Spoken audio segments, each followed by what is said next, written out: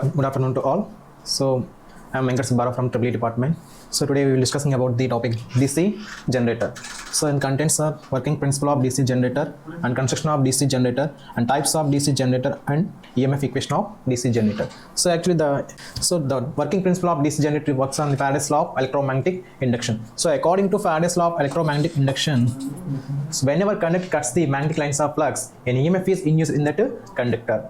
So this induced EMF causes current flowing through circuit and the circuit is closed. So according to Faraday's law of electromagnetic induction, so whenever conductor moves in the magnetic lines of flux, so this is the uniform magnetic field. The flux moves from north pole to south pole. So in between, a conductor is placed in between the uniform magnetic field. So whenever this conductor moving in this uniform magnetic field, an EMF is induced in that conductor. So this induced EMF causes current flowing through circuit when it is closed.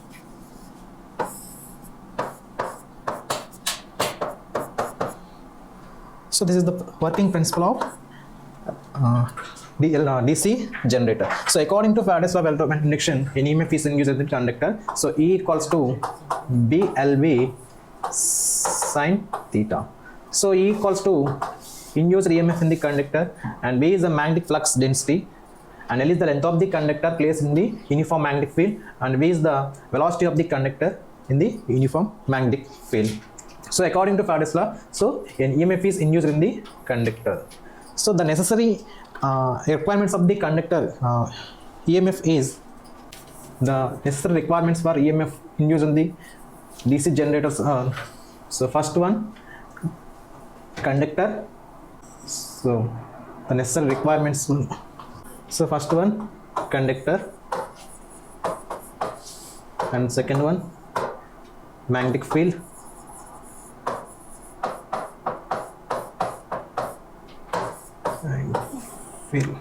and third one, movement of the or motion of the conductor.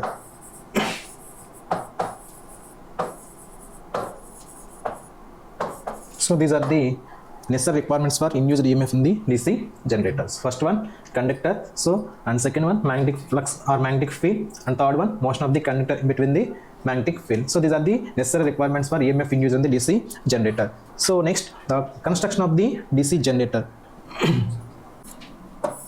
The main parts of the DC generators are first one, yoke, and second one,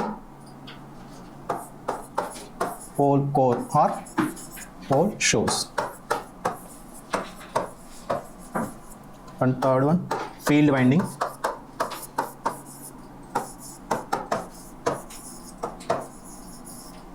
and next, armature core,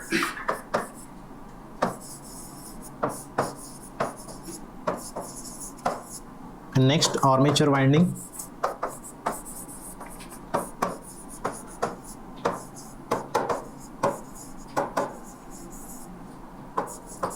and next one, commutator, brushes. So next, sixth one, tie bolt, and seventh one, base. So these are the parts of the DC generator. So first one, yoke. So yoke is the outermost cover of the DC generator. So yoke is the outermost part of the DC generator. So it's protect the whole machine. The yoke protect the whole machine. It also supports the magnetic force, or it gives the, or it provides the mechanical supports to the poles or pole shoes, and also provide the low reluctance for the magnetic flux. So yoke is the outermost cover of the machine. Okay. So which provides the mechanical supports for the poles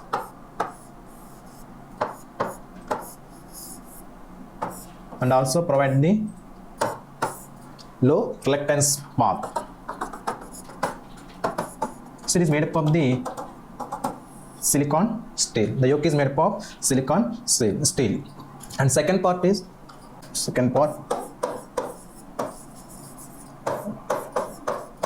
pole shoes. So the pole core or pole shoes act as a magnetic fields. So these are the poles. So this is pole core and this is the pole shoe. So the pole core supports the field winding, or it hosts the field winding. The pole core hosts the field winding. So it is made up of a laminated steel. So it is constructed by laminated steel. It is made up of the cast iron or cast steel. So the thin lamination sheets it is constructed by thin lamination sheets. So the laminations are used to reduce the eddy current or eddy current losses in the magnetic core. Okay, and next part is field winding. So field winding, which is made up of copper or aluminum. So which is placed in the field winding is placed in this pole core. Okay, so next part is armature core. So next part, armature core. So it is cylindrical in shape, which is made up of also silicon steel, and it is also in a laminated construction. So it is in a cylindrical in shape. Cylindrical in shape.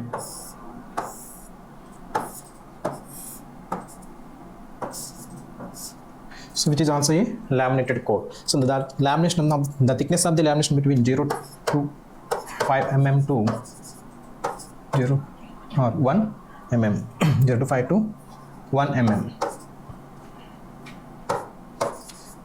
So this laminations also reduce the eddy currents induced in the armature core.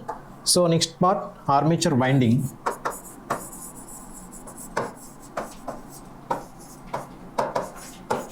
So armature winding is also made up of copper or aluminum. So this armature winding is placed in the slots of the armature core. It's placed in between the slots.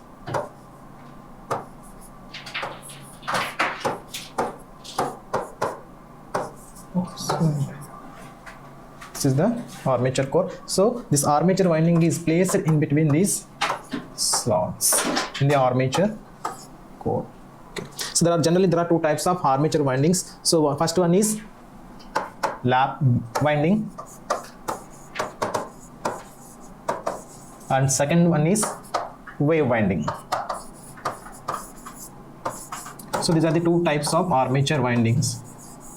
So lap winding and wave winding. Okay. So next part is commutator. So next part. So commutator. So the commutator is which is also in cylindrical shape, which is mounted on the same shaft of the armature. So which is also related along with the armature. Okay, which is also in cylindrical in shape. So the armature commutator is also in a cylindrical shape. So this is the commutator. So it is in this commutator there are a number of segments in the commutator. So each end of the armature winding is connected to each segment of the armature commutator segment. So every end of the armature winding is connected with each segment of the commutator. So commutator is also convert the AC electrical energy into. So the commutator acts as a mechanical rectifier which converts AC electrical energy into DC electrical energy. So it acts as a mechanical rectifier. So next part, brushes. So the brushes are generally made up of carbon or copper brushes. Okay. So most probably we are using only carbon brushes. So because the carbon material is a soft and which act as the self lubricants, it reduces the sparks at the commutator segments. So the brushes are attached to the commutator segments which are in fixed position. So these brushes are attached to the commutator segments. So these brushes collect the current from the commutator segments. So whenever current induced in the armature conductors, which is collected from the brushes, and then the brushes are send that electrical energy to external circuit. Okay. So the brushes are generally made up of carbon. Okay. And next part, base. So base is provide the mechanical support to the whole machines.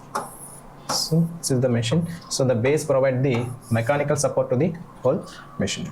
Okay. So this is the construction of the DC generator. So first one, yoke, so which is the outermost cover of the DC generator, so to protect the whole machine and also provide the mechanical support to the poles and pole cores and also provide the low reluctance path for the magnetic flux. And second part is pole or pole core, so which are the pole or pole cores are generally act as a magnetic field, so the necessary flux will be produced from this magnetic pole or pole shoes, so which are in laminated structure. Okay, so and next field winding. The field winding is generally made up of copper or aluminum, so the field winding is placed in pole core.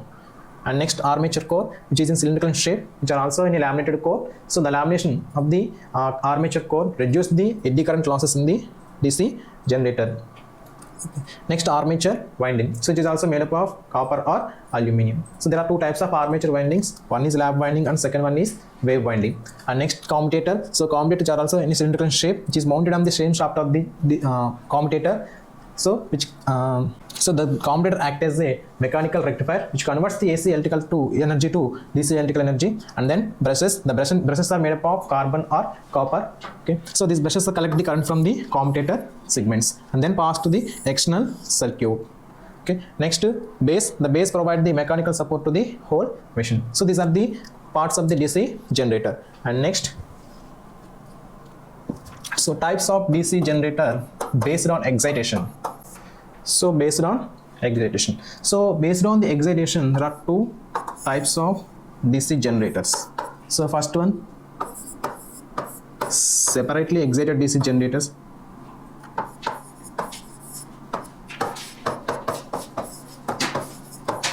And second one,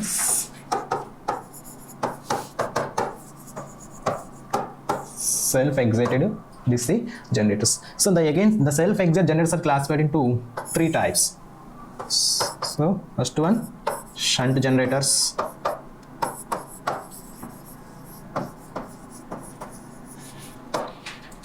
And next one, series generators.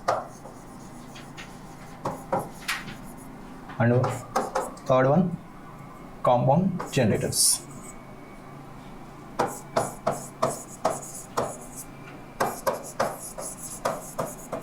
Compound generators. So again the compound generators are again classified into two types. So short shunt compound generators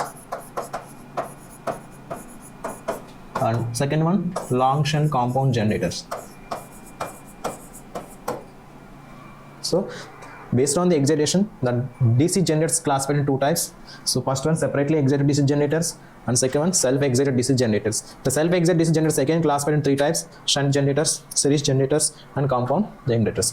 That again the compound generators are again classified into two types: short shunt compound generators and long shunt compound generators. So these are the different types of DC generator based on the excitation. Next, so next EMF equation of DC generator. Equation of DC generator.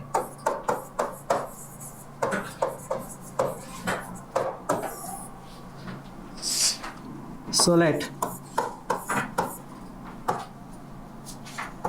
pi be the flux, magnetic flux, and P be the number of poles in the generator. P be the number of poles, and Z be the number of conductors, number of armature conductors, and N be the number of revolutions or number of rotations. So pi be the flux, and P be the number of poles, and Z be the number of conductors, and N be the number of revolutions, and A is nothing but parallel paths. The series parallel paths in the armature winding. Okay, so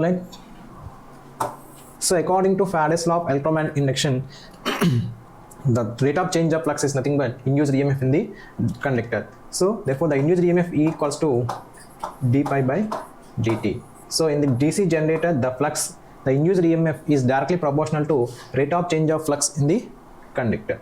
So d pi E equals to d pi by dt, where flux be the where pi be the flux. So where d pi is the rate of change of flux in the conductor. So the flux cut by the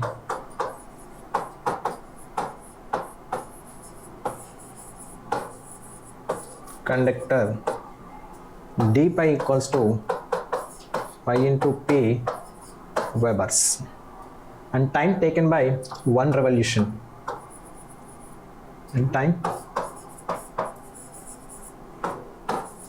taken by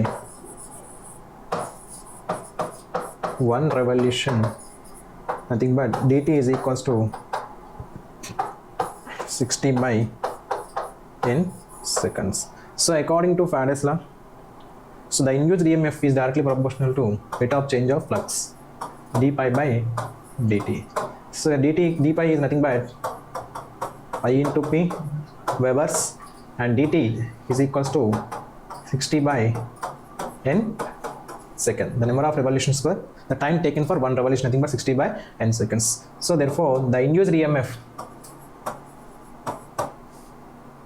per conductor, for one conductor, is equals to E equals to, so d pi is nothing but pi into p by 60 by n, nothing but, so E equals to pi p n by 60. So the total number of conductors will be Z, the total number of conductors. So therefore the EMF induced E equals to, so EMF induced per conductor into number of parallel paths. So pi p n by 60 into p by a. So here's volts. So the total induced EMF in the DC generator equals to pi p n by 60 into p by a. So where, so total number of conductors Z by a. So where a equals to number of parallel paths in the armature conductors. Just depends upon the armature winding. For lap winding, the number of parallel paths A equals to number of poles in the generator. Therefore the induced EMF E equals to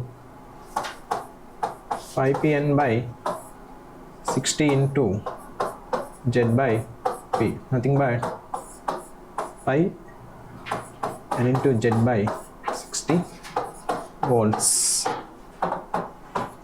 For wave winding,